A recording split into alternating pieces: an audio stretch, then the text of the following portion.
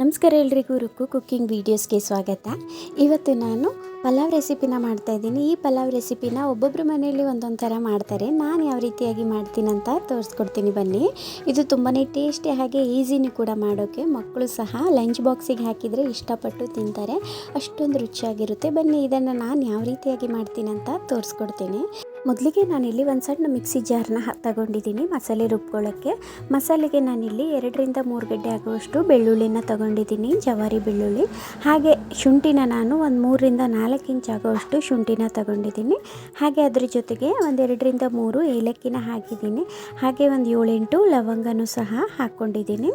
ಹಾಗೆ ಇದ್ರ ಜೊತೆಗೆ ನಾನು ಒಂದು 2 ಇಂಚ್ ಆಗುವಷ್ಟು ಚಕ್ಕೆನ ಕೂಡ ಹಾಕಿದ್ದೀನಿ. ಖಾರಕ್ಕೆ ನಾನಿಲ್ಲಿ ಹಸಿಮೆಣಸಿನ್ಕಾಯಿನ ಒಂದು 5 ರಿಂದ 6 ಹಸಿಮೆಣಸಿನ್ಕಾಯಿನ ಹಾಕಿದ್ದೀನಿ. ಹಸಿಮೆಣಸಿನ್ಕಾಯಿನ ರುಬ್ಬಿ ಹಾಕ್ಕೊಳ್ಳೋದ್ರಿಂದ ಪಲಾವ್ ರುಚಿ ಚೆನ್ನಾಗಿ ಬರುತ್ತೆ. ಹಾಗಾಗಿ ನಾನಿಲ್ಲಿ ರುಬ್ಕೋತಾ ಇದ್ದೀನಿ ಹಸಿಮೆಣಸಿನ್ಕಾಯಿನೂ ಸಹ.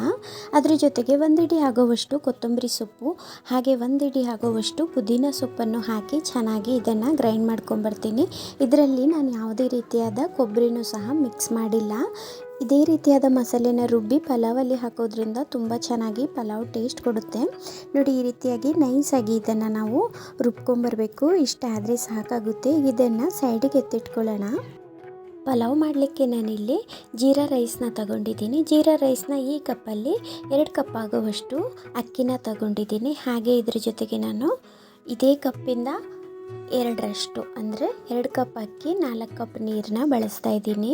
ಈ ರೀತಿ ಅಕ್ಕಿನ ತಗೊಂಡ್ರೆ ಪಲಾವ್ ತುಂಬ ಚೆನ್ನಾಗಿ ಉದುರುದ್ರಾಗಿ ಬರುತ್ತೆ. ಅಕ್ಕಿನ ಕ್ಲೀನಾಗಿ ವಾಶ್ ಮಾಡಿಬಿಟ್ಟು ಒಂದು ಅರ್ಧ ಗಂಟೆ ನೆನೆಲಿಕ್ಕೆ ಬಿಡ್ತೀನಿ. ಅಕ್ಕಿ ನೆಂದಷ್ಟು ಪಲಾವ್ ತುಂಬ ಚೆನ್ನಾಗಿ ಉದುದ್ರಾಗಿ ಬರುತ್ತೆ. ನಾನಿಲ್ಲಿ ಕುಕ್ಕರ್ನಲ್ಲಿ ಪಲಾವ್ ಮಾಡಿ ತೋರಿಸ್ತಾ ಇರೋದ್ರಿಂದ ಕುಕ್ಕರ್ನ ತಗೊಂಡಿದ್ದೀನಿ. ಕುಕ್ಕರಲ್ಲಿ ಒಂದು 3 ರಿಂದ 4 ಟೇಬಲ್ ಸ್ಪೂನ್ ಆಗುವಷ್ಟು ಎಣ್ಣೆನ ಹಾಕಿದ್ದೀನಿ. ಹಾಗೆ ಅದರ ಜೊತೆಲೆ ಒಂದು ಚಕ್ರ ಮಗ್ಗು ಹಾಗೆ ಒಂದು ಪಲಾವ್ ಎಲೆನ ಹಾಕಿದ್ದೀನಿ. ನಾನಿಲ್ಲಿ ಎಲ್ಲ ಸ್ಪೈಸಸನ್ನು ಮಸಾಲೆಯಲ್ಲಿ ರುಬ್ಬಿರೋದ್ರಿಂದ ಫ್ರೈ ಮಾಡಲಿಕ್ಕೆ ಯಾವುದನ್ನು ಸಹ ಹಾಕಿಲ್ಲ. ನೋಡಿ, ಇದರ ಜೊತೆಗೆ ನಾನು ಒಂದು ಅರ್ಧ ಟೇಬಲ್ ಸ್ಪೂನ್ ಆಗುವಷ್ಟು ಜೀರಿಗೆನ ಹಾಕಿದ್ದೀನಿ. ಹಾಗೆ ಅರ್ಧ ಟೇಬಲ್ ಸ್ಪೂನ್ ಆಗುವಷ್ಟು ಸಾಸಿವೆನ ಹಾಕಿ ಒಗ್ಗರಣೆನ ಮಾಡ್ಕೋತೀನಿ. ಒಗ್ಗರಣೆ ಚೆನ್ನಾಗಿ ಗಮ್ ಅಂತ ಸ್ಮೆಲ್ ಬಂದಮೇಲೆ ಇದಕ್ಕೆ ನಾನು ಒಂದು ಮೀಡಿಯಮ್ ಗಾತ್ರದ ಈರುಳ್ಳಿನ ಉದ್ದಕ್ಕೆ ಹೆಚ್ಚಿಟ್ಕೊಂಡಿದ್ದೆ. ಆ ಈರುಳ್ಳಿನೂ ಹಾಕಿ ಇದನ್ನು ಫ್ರೈ ಮಾಡ್ಕೋತೀನಿ. ಈರುಳ್ಳಿ ನಿಮಗೆ ಎಷ್ಟು ಬೇಕೋ ಅಷ್ಟು ಕ್ವಾಂಟಿಟಿ ನೋಡಿ ಹಾಕ್ಕೊಳ್ಳಿ. ಜಾಸ್ತಿ ಈರುಳ್ಳಿ ಇಷ್ಟ ಆದರೆ ಈರುಳ್ಳಿ 1-2 ಹಾಕ್ಕೋಬಹುದು. ಕಡಿಮೆ ಬೇಕಂದರೆ ಒಂದು ಅರ್ಧ ಈರುಳ್ಳಿನೂ ಸಹ ಒಗ್ಗರಣೆಗೆ ಹಾಕ್ಕೋಬಹುದು. ರುಚಿ ಚೆನ್ನಾಗಿ ಬರುತ್ತೆ ಈರುಳ್ಳಿ ಹಾಕೋದ್ರಿಂದ. ನೋಡಿ, ಈರುಳ್ಳಿನೂ ಸಹ ಚೆನ್ನಾಗಿ ಈ ರೀತಿಯಾಗಿ ಕೆಂಪಗಾಗೋವರೆಗೂ ನಾವು ಫ್ರೈ ಮಾಡ್ಕೋಬೇಕು.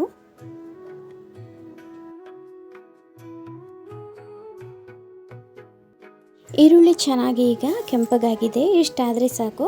ಈಗ ನಾವು ಇದಕ್ಕೆ ತರಕಾರಿನ ಹೆಚ್ಚಿಟ್ಟಿದ್ವಲ್ಲ, ಆ ತರಕಾರಿನ ಹಾಕ್ಕೊಳ್ಳೋಣ.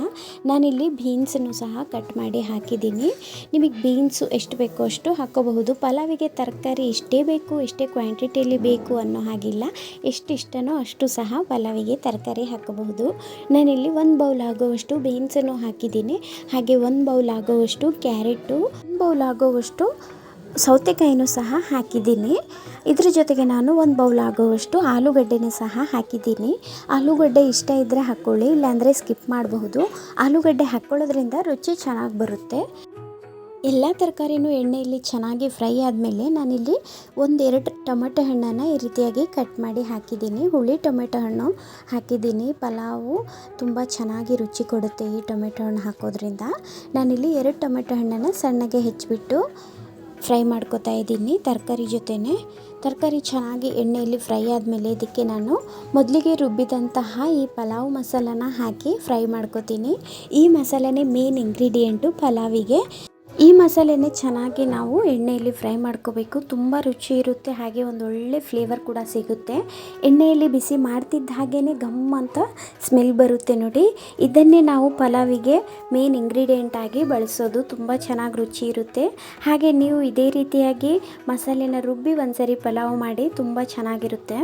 ಹಾಗೆ ನೋಡಿ, ಇಲ್ಲಿ ನಾನು ಎಲ್ಲದು ಚೆನ್ನಾಗಿ ಎಣ್ಣೆಯಲ್ಲಿ ಫ್ರೈ ಆದಮೇಲೆ ಅಕ್ಕಿನ ನೆನೆಸಿಟ್ಟಿದ್ನಲ್ಲ, ಒಂದು ಅರ್ಧ ಗಂಟೆ ಅಕ್ಕಿನ ನೆನೆಸಿದ್ದಂತಹ ಅಕ್ಕಿನ ಕುಕ್ಕರ್ನಲ್ಲಿ ಹಾಕಿ ಮಸಾಲೆ ಹೊಂದ್ಕೊಳ್ಳೋ ಹಾಗೆ ಚೆನ್ನಾಗಿ ಅಕ್ಕಿನ ಮಿಕ್ಸ್ ಮಾಡ್ಕೋಬೇಕು. ಈ ರೀತಿಯಾಗಿ ಮಿಕ್ಸ್ ಮಾಡಿಕೊಂಡ್ರೆ ತುಂಬ ಚೆನ್ನಾಗಿ ಉದುರುದ್ರಾಗಿ ಬರುತ್ತೆ.